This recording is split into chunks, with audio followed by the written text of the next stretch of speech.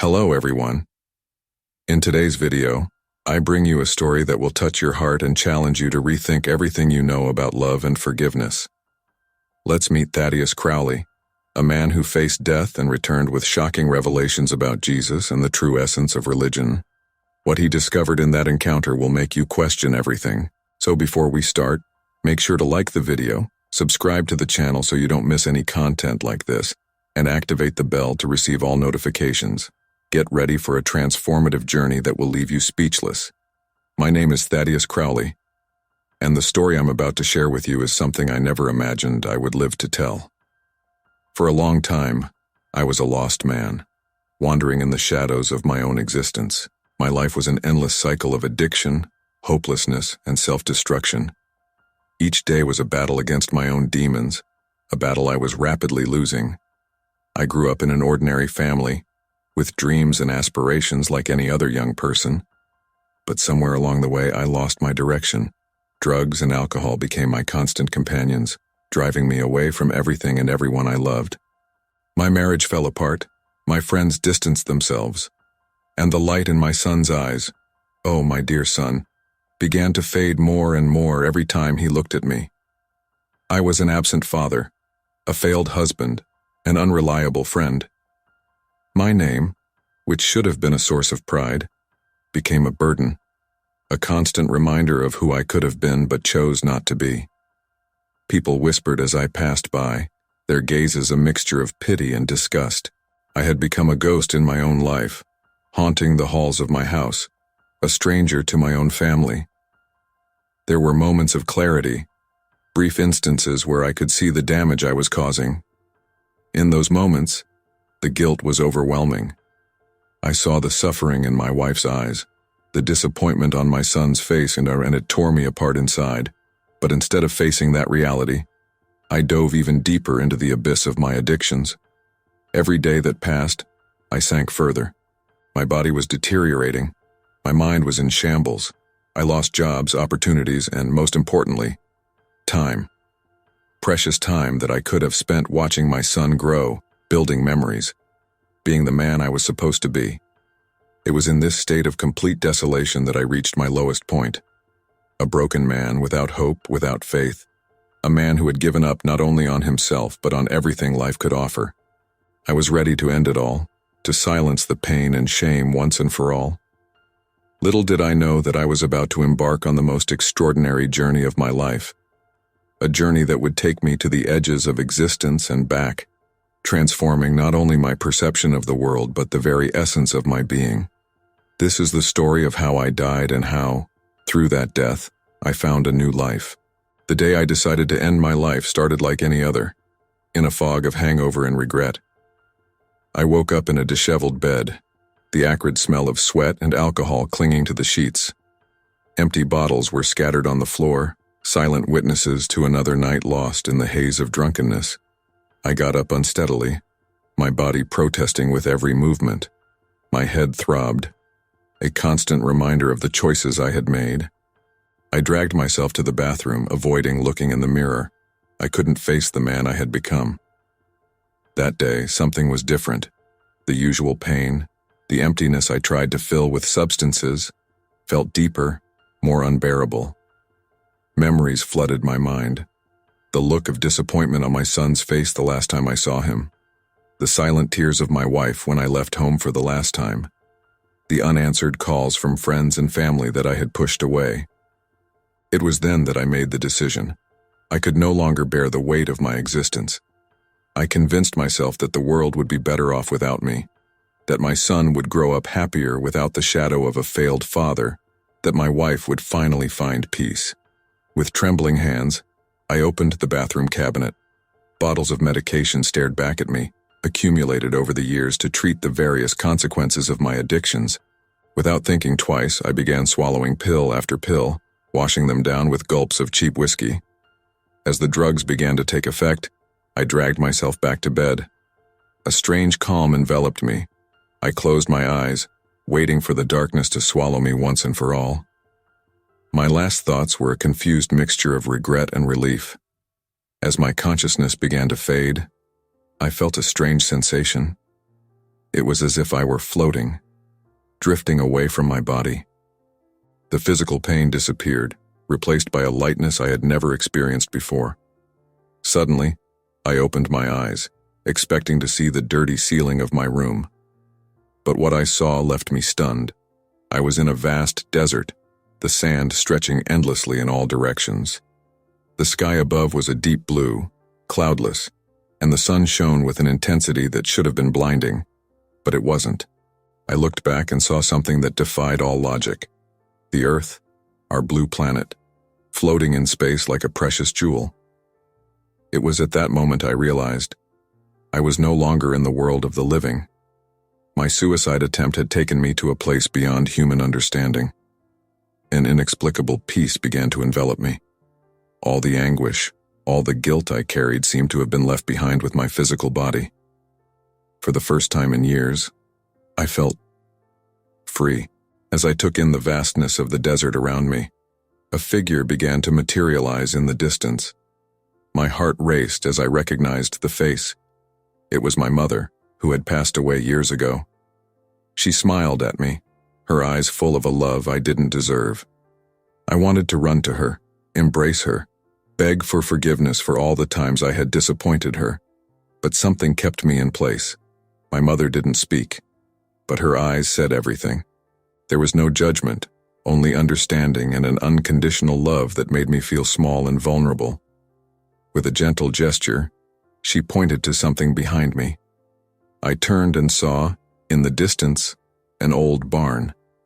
It looked out of place in that endless desert, as if it had been transplanted from a Midwest farm to this ethereal realm. Intrigued, I began walking toward the barn. With each step, I felt an increasing energy, a force pulling me closer. As I approached, I heard voices coming from inside. They were male voices, some old and wise, others younger and curious. Hesitant, I entered the barn. What I saw inside took my breath away. Sitting on a simple wooden bench was a young boy, no older than 12. Around him, older men listened intently, asking questions and nodding with respect. I didn't need introductions to know who that boy was. The light emanating from him, the wisdom in his eyes, it was Jesus, but not the Jesus I had seen in paintings or imagined based on biblical stories. This was Jesus as a child, teaching in the temple, full of innocence and wisdom that defied understanding. I stood frozen, unable to move or speak. The words that came from the boy's mouth were profound, addressing fundamental questions about love, forgiveness, and the nature of existence. Every sentence seemed directed specifically at me, answering questions I didn't even know I had. As I watched, I felt an inner voice warning me. "Be careful with the next step," it said. "You are on the brink of something greater than you can comprehend." I hesitated, feeling the weight of the choice I was about to make. It was at that moment of hesitation that everything changed. I turned slightly and, where the boy Jesus had once been, now stood an adult man. His eyes met mine, and in them, I saw not the judgment I had so feared, but an infinite compassion. Jesus smiled at me, a smile that seemed to contain all the love in the universe. He approached me and gently placed his hand on my shoulder. "I forgive you, Thaddeus," he said, his voice reverberating through my being. At that moment, all the barriers I had built over the years crumbled. I fell to my knees, tears streaming down my face. Years of guilt, shame, and self-loathing were washed away by a wave of unconditional love. Jesus knelt beside me, his eyes fixed on mine. "You don't have to carry this burden alone," he said softly. "I'm here to help you find your way back." As I recovered from the emotional impact of that encounter, Jesus began to speak to me. His words were not of condemnation but of understanding and guidance.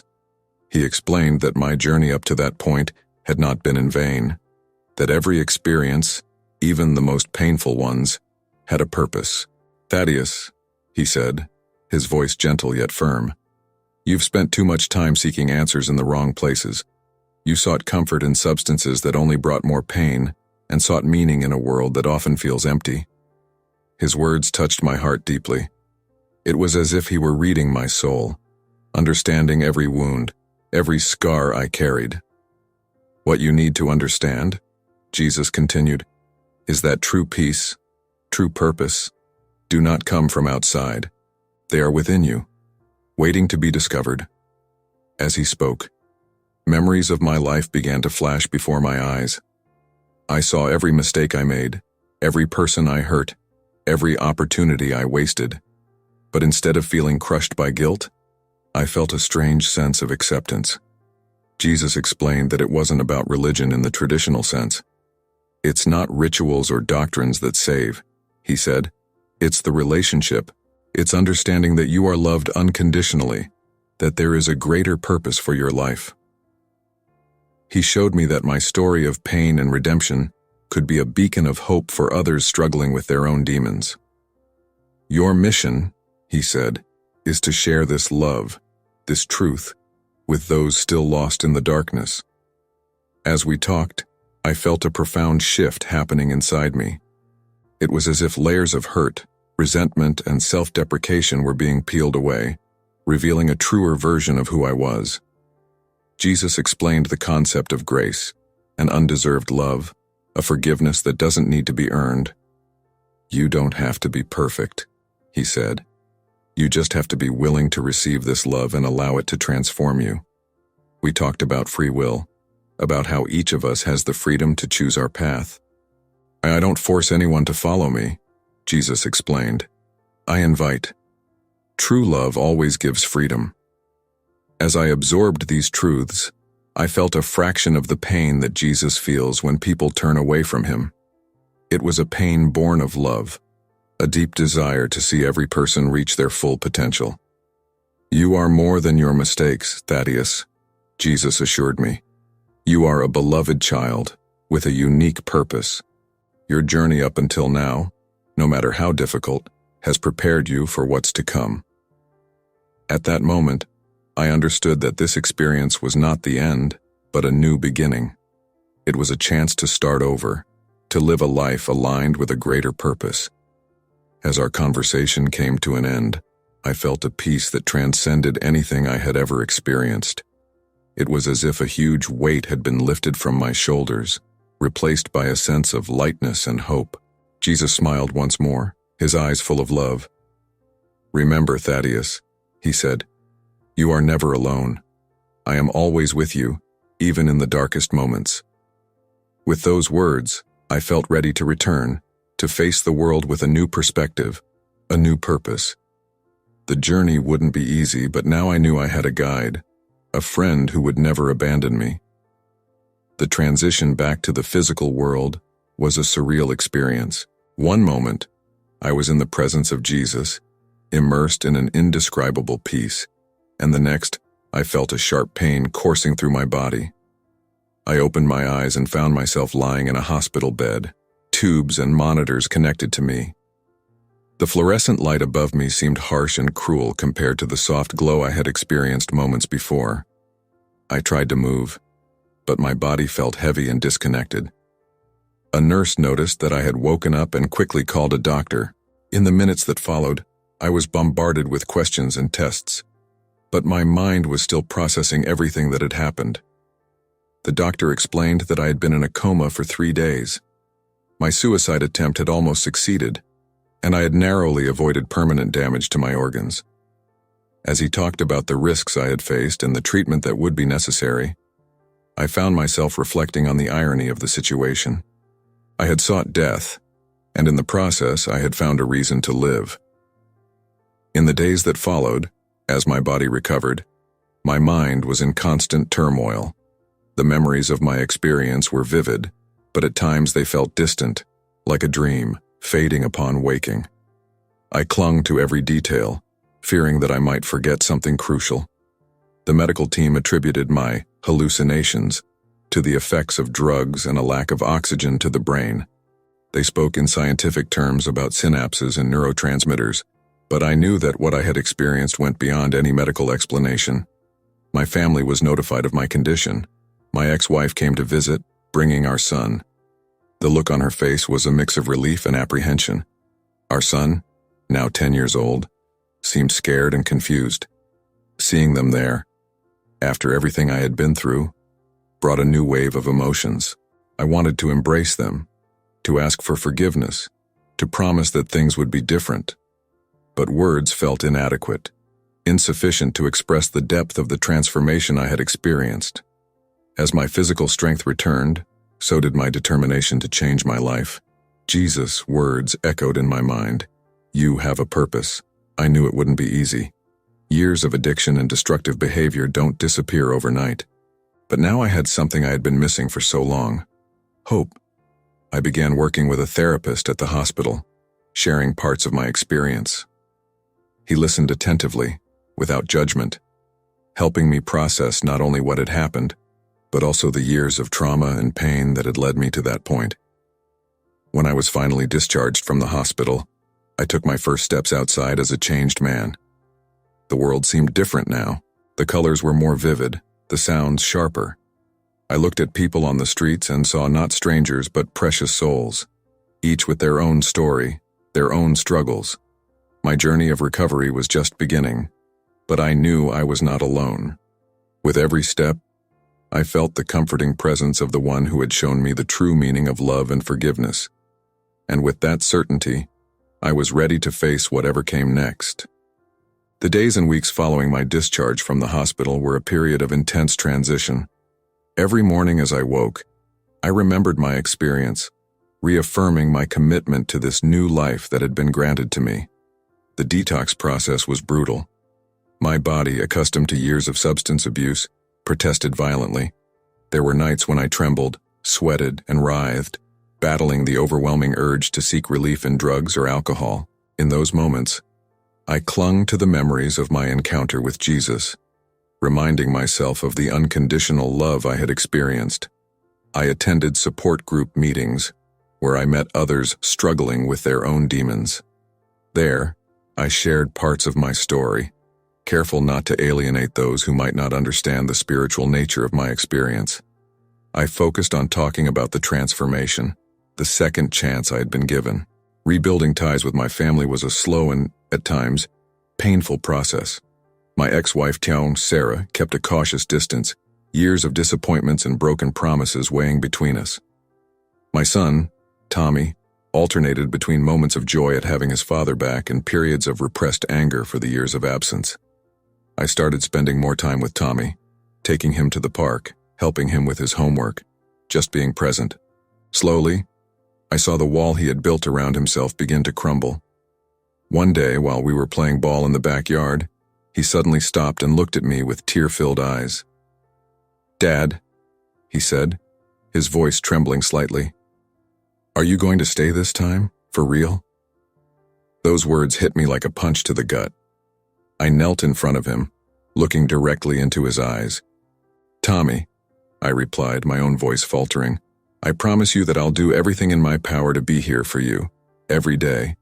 I know I've made many mistakes, and I've hurt you a lot, but I've changed, son, and I love you more than anything in this world." He hugged me then, sobbing against my chest. We stayed like that for a long time, the tears washing away years of pain and hurt. Finding a job was a challenge. My background wasn't exactly attractive to employers. I started with temporary jobs, anything that could help me stay sober and contribute to supporting my son. Every day of honest work, no matter how exhausting, was a victory, another step in the right direction. At night, I wrote. I put down on paper everything I had experienced, every detail of my journey to the other side. The words flowed, sometimes so fast that I could barely keep up.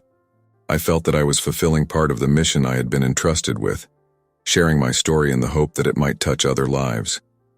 There were moments of doubt, of course.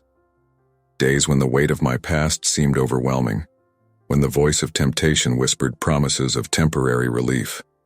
In those moments, I remembered Jesus' words, "You are never alone." I would close my eyes, take a deep breath, and feel that comforting presence beside me. Gradually, I began to notice changes not only in myself but in the world around me. People who had once avoided me now stopped to talk. I saw curiosity in their eyes, perhaps recognizing that something fundamental had changed in me. One day, while walking through the park, a man approached me. I vaguely recognized him as someone who used to frequent the same bars as me. "Hey, Thaddeus," he said hesitantly. "You're different. What happened to you, man?" I smiled, feeling a wave of gratitude wash over me.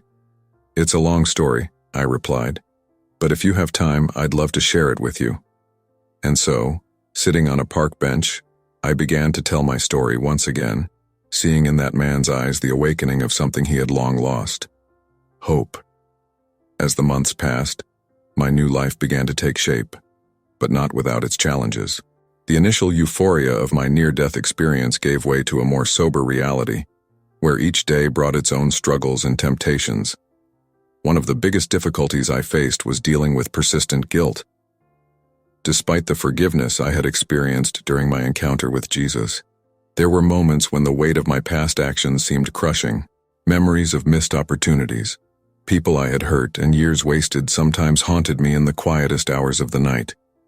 It was during one of those difficult nights that I had an important revelation. While struggling against dark thoughts, I remembered Jesus' words about grace. I realized that accepting forgiveness wasn't a one-time event, but a continuous process. I needed to forgive myself every day, just as I had been forgiven. My relationship with Tommy continued to grow stronger, but not without setbacks. There were days when he tested my limits, perhaps unconsciously checking if I would really stay this time.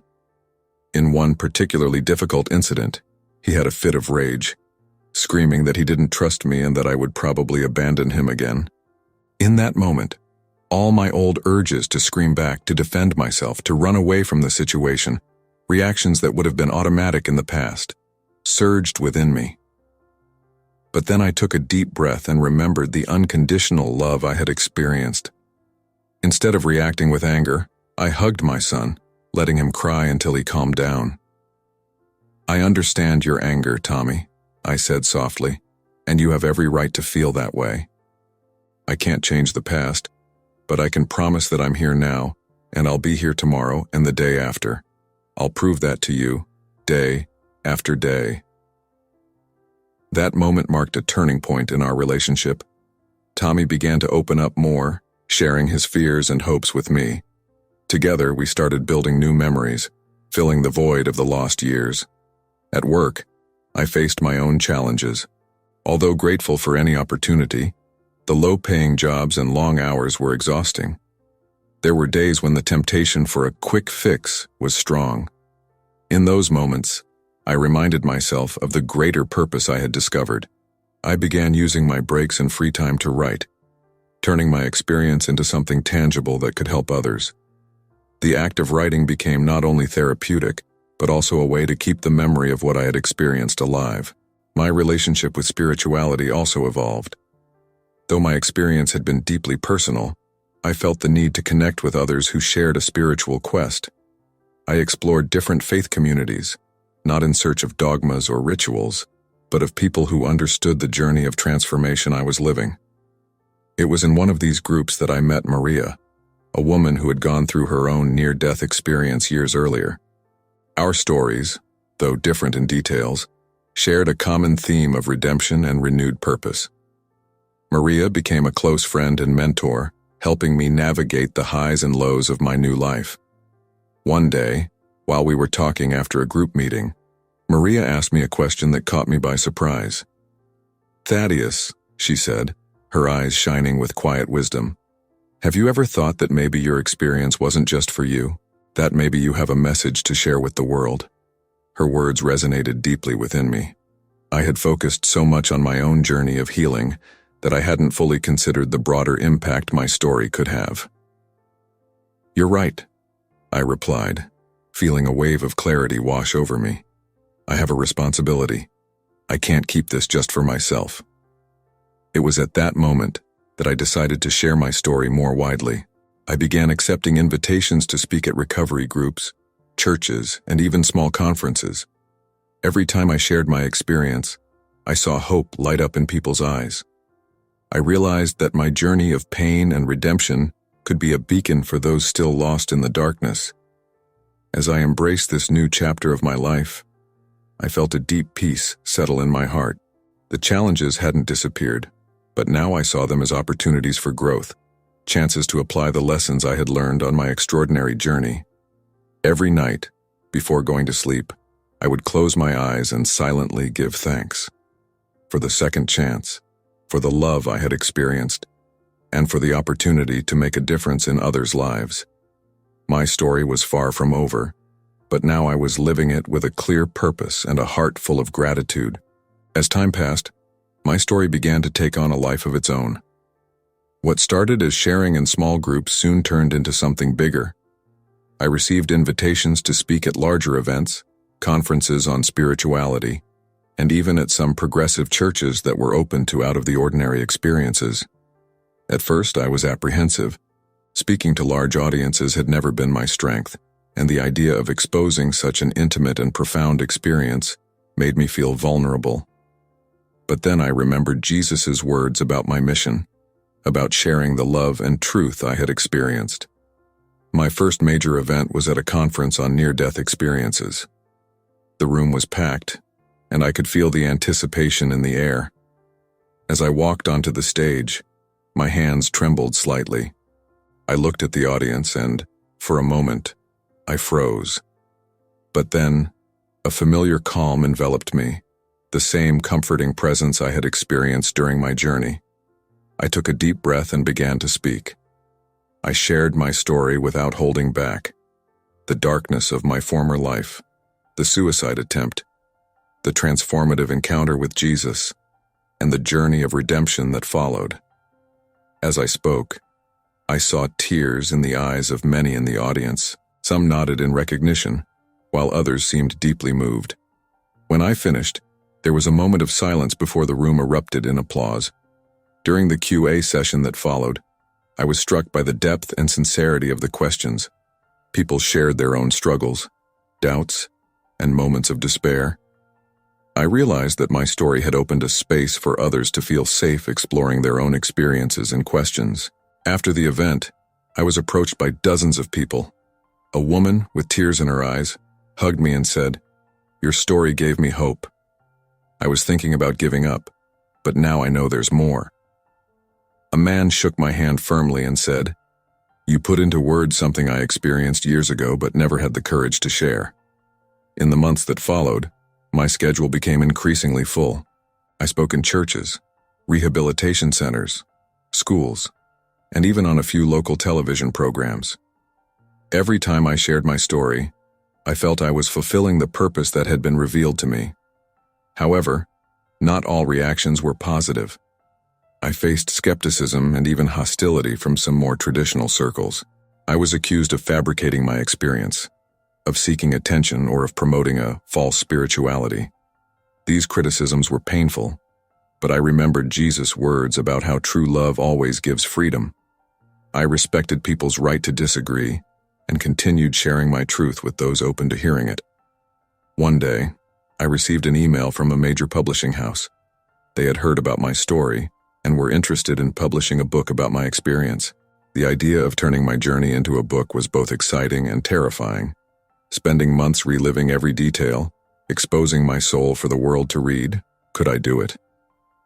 After much reflection and conversations with my family and close friends, I decided to accept the offer.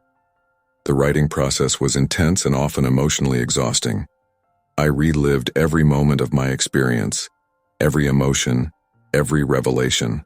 There were days when the words flowed easily, and others when I struggled to express the inexpressible.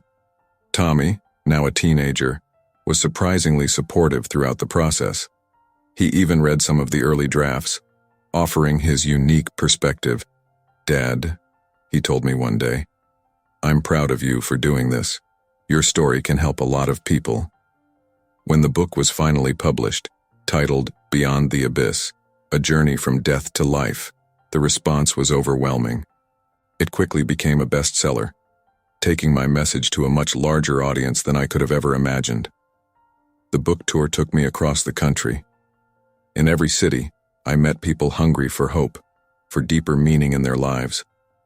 Many shared their own near-death experiences or moments of spiritual epiphany. I realized I had touched on something universal, a deep human longing for connection, purpose, and transcendence.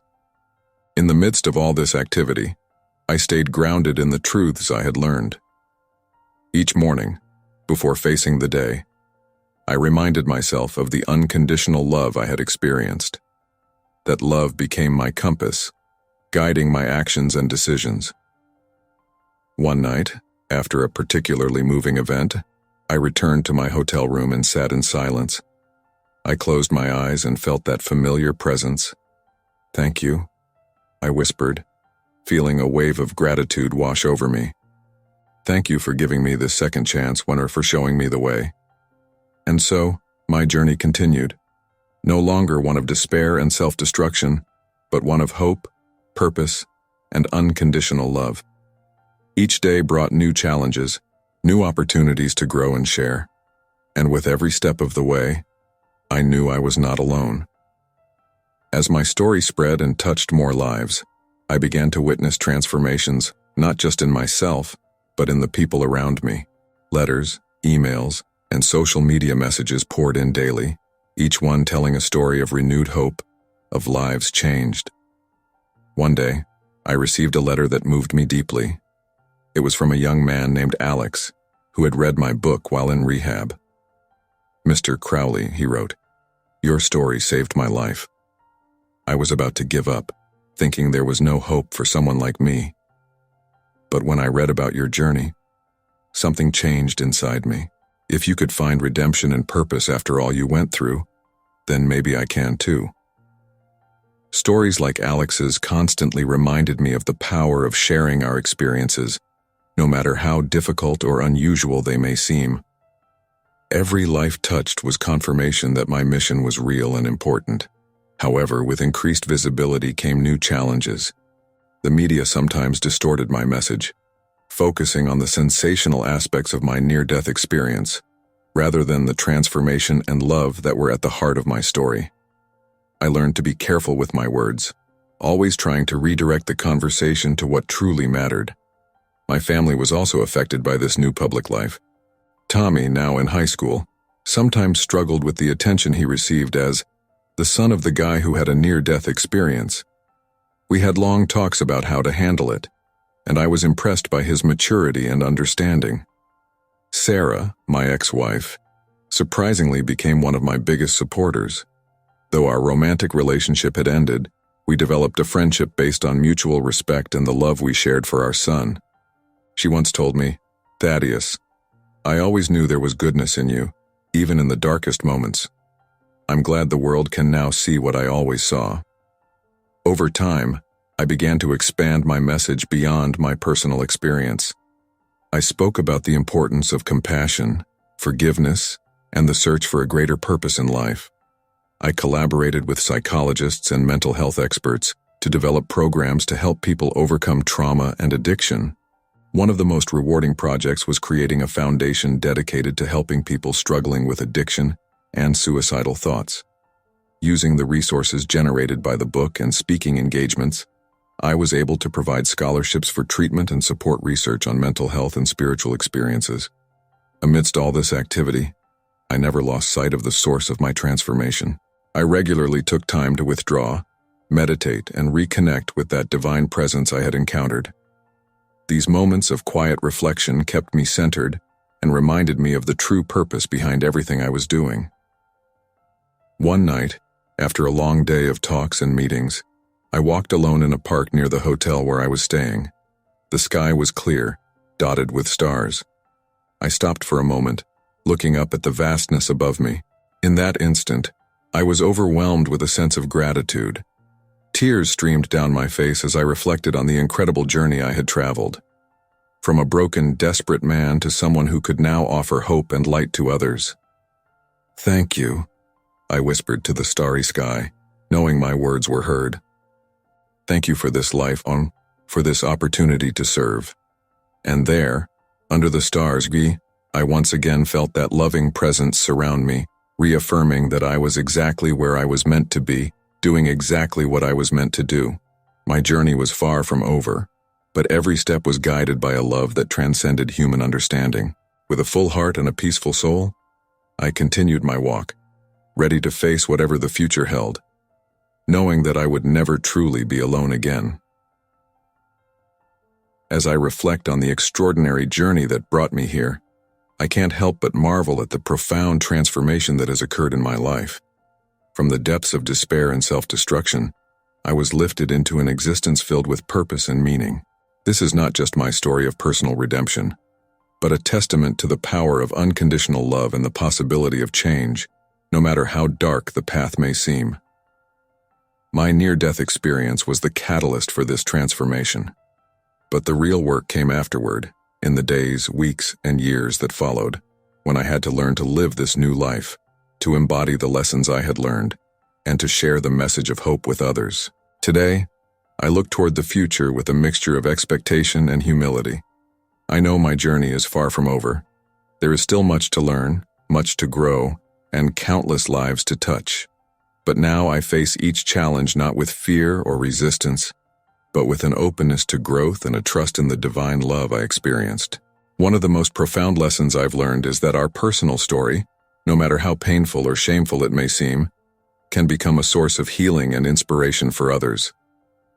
By openly sharing my journey, the highs and lows, the struggles and triumphs, I've been able to create genuine connections with people from all walks of life. I've seen how vulnerability can be a bridge to understanding and empathy. My relationship with Tommy continues to be a source of joy and learning. Watching him grow into a compassionate and thoughtful young man fills me with pride and gratitude. Our journey together, from an absent father and a hurt son to a partnership of love and mutual understanding, is a testament to the power of forgiveness and perseverance. The foundation we created to help people struggling with addiction and suicidal thoughts has grown beyond my most optimistic expectations. Seeing lives transformed, families restored, and hope renewed is a constant reminder of why I was brought back. Every success story, every recovered smile, is an echo of that voice that told me, "You have a purpose." However, I know the work is far from over. There is still much suffering in the world, many people trapped in the grips of despair and darkness. My mission, I believe, is to continue being a beacon of hope, a living reminder that transformation is possible, that love is real, and that no one is beyond redemption. Looking toward the future, I see new horizons opening up.